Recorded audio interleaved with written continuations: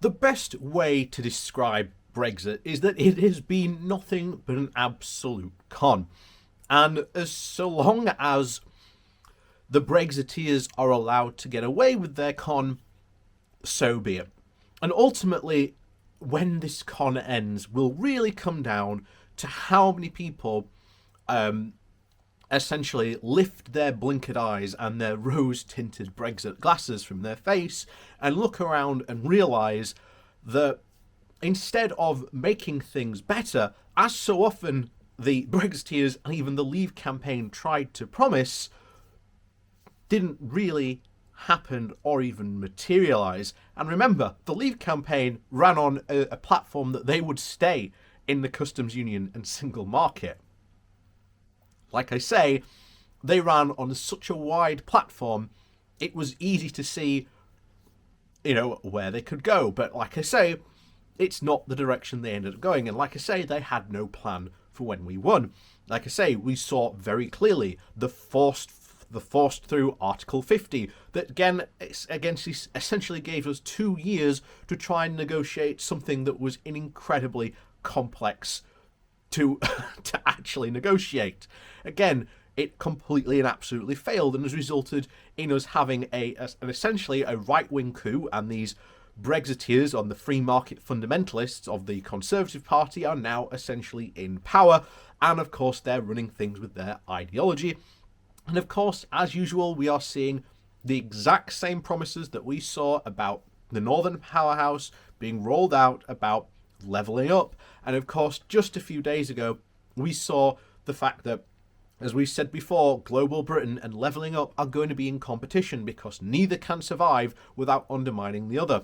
And we recently just saw the big brouhaha about trying to sign a deal with Australia, which again, Global Britain, which would absolutely undermine and destroy the UK's agricultural industry. So much for levelling up. So, before we jump into today's article, please do remember to hit that like, share and subscribe button. And of course, down below there is a link to my Patreon page, as well as a one-off donation link called Buy Me a Coffee, where you can, buy me a coffee. As always, thank you so much to all the people who do support the channel that way. And now, on with today's article. So, this comes from the LES. And the title is Brexit is a Political Ponzi Scheme. So, Bernie Madoff died last month. The obituaries, and there were many, reflected on his extraordinary ability to persuade people to join a pure Ponzi scheme worth over $64.8 billion when it collapsed. But he simply exploited human nature, that people are happy to believe a lie without asking too many questions if it promises what they want. This also applies to politics. The essence of a Ponzi scheme is to offer an impossibly attractive returns. 15% a year in Madoff's case, which keeps attracting new investors whose savings pay for the impossible returns to the initial investors. So it only works if it keeps growing.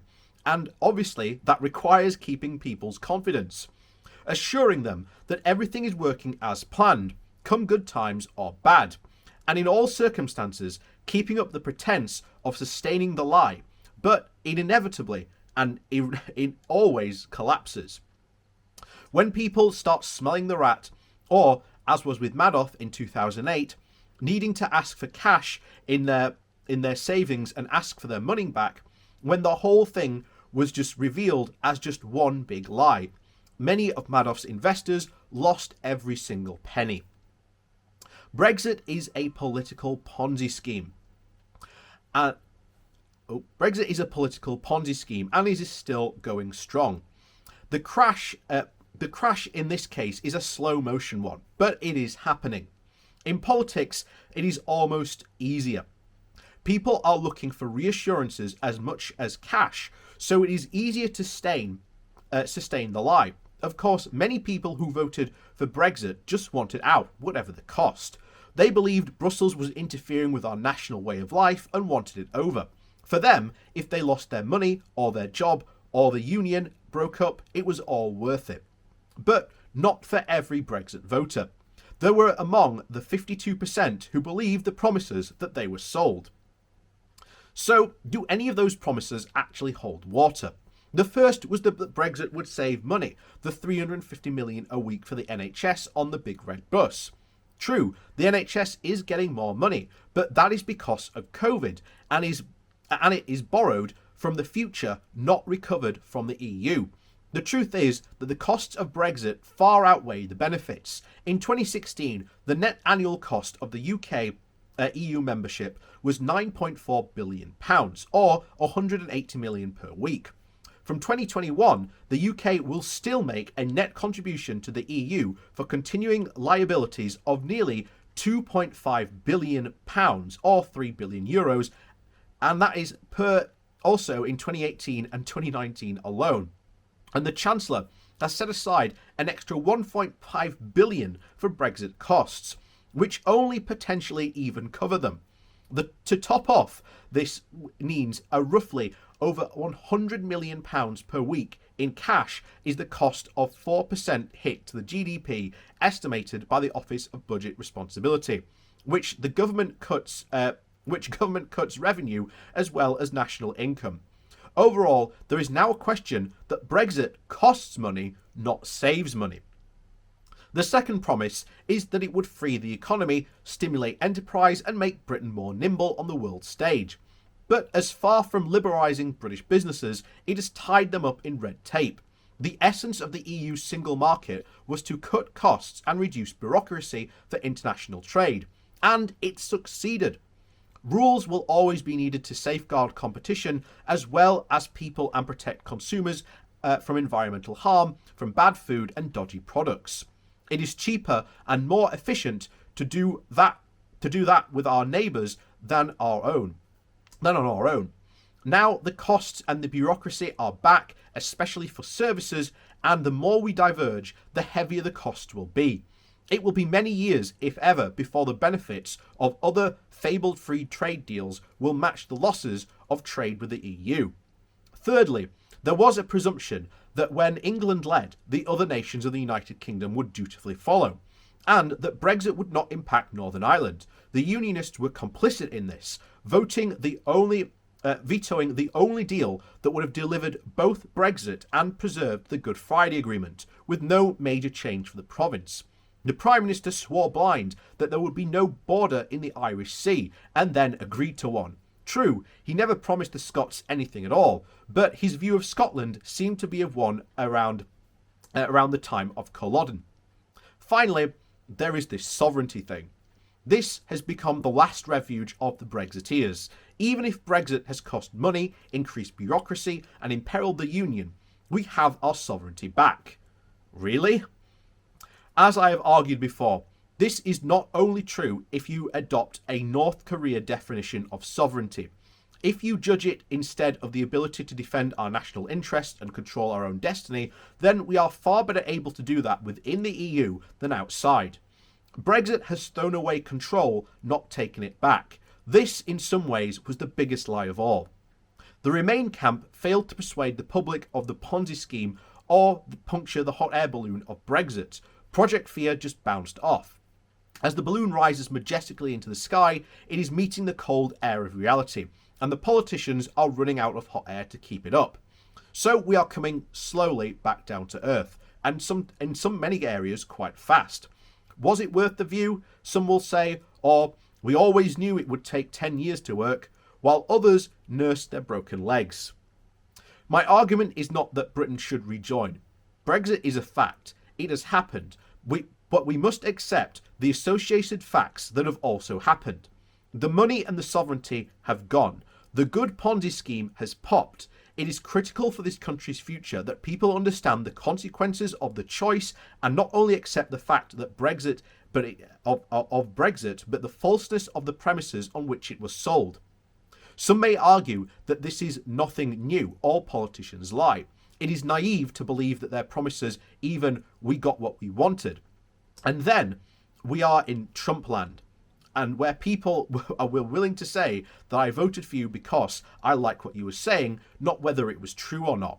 But this undermines political life itself. It polarizes political discourse because there is no longer a rational base on which to debate outcomes, and it destroys the consent of the governed. This is not my government, so I will not obey it. And this is the beginning of the end for democracy. Ponzi schemes always are costly. The more money that goes into it, and the more they refuse to admit that they exist. And that is ultimately the case. Sooner or later, you cannot keep running away from the fact that Brexit is failing, the fact that it is causing so many problems in the country. The fishing industry being the prime example. One that was practically before the Brexit date in December. There were literally Brexiteers constantly championing the fishing industry. Where are they now that it is in so much trouble? They're nowhere to be seen. The farming industry will be the next big industry to start crying out. Not only just them, but we have seen other industries. Take the firm in Doncaster that we had last month, risking losing about 30% of its income. That they said if they lose that, it will absolutely cripple them. And they are probably not the only industry or business in the UK that is facing that war. There are probably many. And as I've said, at the end of this year, the government is going to be desperately trying to prove that Brexit, the first year of Brexit, was somehow a massive success, when in reality it was anything but. And that's when we need to start really the fight back to essentially reclaw some of all the stuff that we lost. And that does mean eventually rejoining not only the EU, but the Single Market and Customs Union. And I believe that that is the only way to go about it. And like I say, if you're a European, and I do see some Europeans comment on my videos sometimes saying, oh, we should never let you back or whatever. No, because here's the thing. In many of your countries right now, there are nationalist movements. And if we are allowed to rejoin, then this massively puts a huge hole in many of the nationalist arguments, not only in my country, but in your country as well. That we are stronger together, and that working with each other is far better than trying to pursue our own country's individual interests at the expense of others. And like I say, the EU is a perfect example of how good that can actually be. True, it's not perfect, but you know what? There's multiple times where we have discussed the ways that we can make the EU better, and I do believe that is possible. But the UK, or whatever form it takes when it does come back, will need European support to come back. So I just do say to all those people, do not turn your back on whatever it is that comes back to joining the EU, because it will ultimately puncture many of your nationalists parties in your home country as well, because that's what Brexit was. It was a big nationalist project that, as we said, was sold on fanciful ideas. It was an idea that would never ever work. We said that continuously, and every day that is proven to be true. And as the guy said in the article, the politicians are running out of hot air for the air balloon, and it's only a matter of time before the balloon starts to come down. And we will hear every single excuse we possibly can to why that is.